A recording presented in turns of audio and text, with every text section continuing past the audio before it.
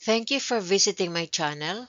Before we start, please hit the subscribe, like, and share buttons to receive notification of future presentations. Who can make a will? That is our topic for discussion. What is a will?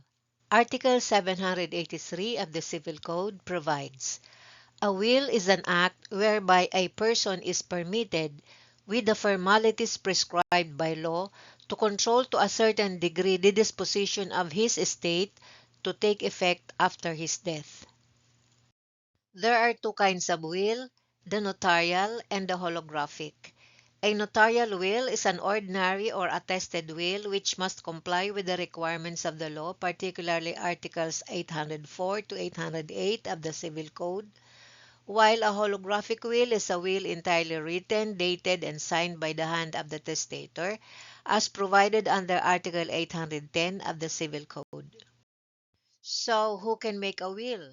Based on the provisions of law, particularly Civil Code Articles 796 to 800, any person who has testamentary capacity can make a will. This means that he must be at least 18 years of age and of sound mind at the time of the execution.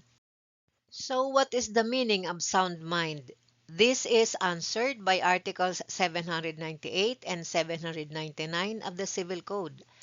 A person is deemed of sound mind if, at the time of the execution of the will, he or she A. knows the nature of the estate to be disposed of, B. knows the proper objects of his or her bounty, and C. knows the character of the testamentary act. To know the nature of the estate to be disposed of means that at the time the testator executes the will, he or she must, number one, understand what properties he or she owns, like land, house, bank deposits, business interests, etc. Two, have a general idea of the extent and value of the estate, not necessarily exact pesos and centavos, but an appreciation of what is being disposed of. And three, be aware of the power to dispose of such estate through a will. It is not required that the testator enumerates every single item or remember exact valuations. What matters is that he or she comprehends the general character and extent of the property being disposed of. To know the proper objects of his or her bounty means the testator must be able to, number one, recognize who his natural heirs and close family members are, like the spouse, children, parents, siblings. Two, understand the relationship of these persons to him or her. And number three, appreciate their claims to his or her generosity even if the testator chooses to disinherit or favor some. She must at least know who they are. In short, the testator must be conscious of who normally stand to inherit from him and who are the people naturally expected to benefit from his estate. To know the character of the testamentary act means that the testator must understand, number one, that he or she is making a will, a legal document that disposes of property to take effect after death. Number two, that it is a serious, deliberate, and voluntary act, not just an ordinary letter, promise, or casual statement. And number three, that the dispositions are final, subject to revocation, however, and legally binding upon death. This requirement ensures that the testator is not under the impression that he or she is signing some other document like a deed of sale, donation, or a mere note. The general rule is soundness of mind is presumed. The exception is when the testator, 1 month or less before the execution of the will, was publicly known to be insane. Article 800 of the Civil Code provides, the burden of proof that the testator was not of sound mind at the time of making his dispositions is on the person who opposes the probate of the will. But if the testator, 1 month or less before making his will, was publicly known to be insane, the person who maintains the validity of the will must prove that the testator made it during a lucid interval. What about a married woman? Can she make a will? Article 802 of the Civil Code provides, A married woman may make a will without the consent of her husband and without the authority of the court. What about a deaf or a deaf mute? Can they make a will? Obviously, yes. Article 807 of the Civil Code provides, if the testator be deaf or a deaf mute, he must personally read the will if able to do so. Otherwise, he shall designate two persons to read it and communicate to him in some practicable manner the contents thereof. What about a blind person? Can he make a will? Obviously, yes. Article 808 of the Civil Code provides, if the testator is blind, the will shall be read to him twice, once by one of the subscribing witnesses and again by the notary public before whom the will is acknowledged. Can an illiterate person make a will? Illiteracy is not a legal disqualification. What the law requires is that the testator be of legal age, of sound mind, not acting under duress, intimidation, fraud, or undue influence, and the safeguards under Article 808 of the Civil Code, the reading aloud in a language understood by the testator, are complied with. What about aliens? Can they make a will in the Philippines? Article 817 of the Civil Code provides that aliens may make a will in the Philippines subject to the law of their country.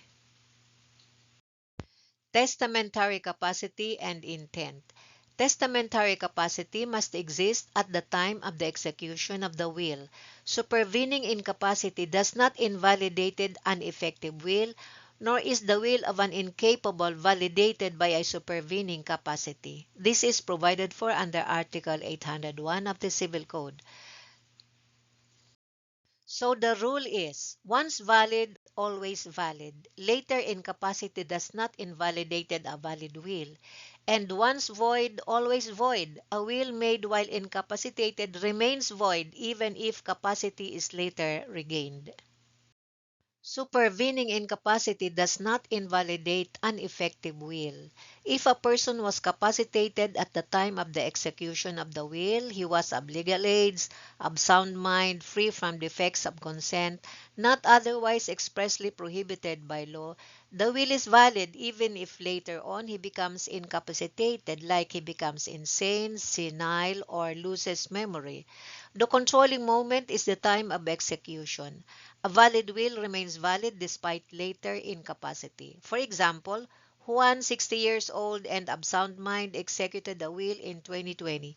In 2022, he developed dementia. His will remains valid because he had testamentary capacity at the time of execution. On the other hand, the will of an incapacitated is not validated by supervening capacity. If a person was incapacitated at the time of the execution of the will, like he was insane or a minor, the will is void even if he later regains capacity, like he recovers sanity or reaches majority age. Capacity is required at the moment of execution. A defective will cannot be cured by subsequent events. For example, Maria, 17 years old, made a will in 2020. She turned 18 in 2021. Her will is void because at the time of execution, she was underage and her later capacity cannot validate it. Now we move on to the question, who cannot make a will? The following cannot make a will. 1. Those under 18 years of age or minors. 2. Those not of sound mind, like due to insanity, senility, intoxication at the time of execution. 3. Those acting under duress, intimidation, fraud, or undue influence. 4. Those who do not understand the nature of the act. And 5. Those who are expressly prohibited by law to make a will. First in the list is those under 18 years old as provided under Article 797 of the Civil Code. Number 2, those not of sound mind like due to insanity, senility, intoxication at the time of execution. Number 3, those acting under defects of consent, namely duress, intimidation, fraud, or undue influence. And number four, those who do not understand the nature of the act. They are those who, at the time of execution, do not know the nature of the estate, the proper objects of his bounty, or the character of the testamentary act. Thank you. If you find this presentation helpful, please subscribe to receive notification of future lectures.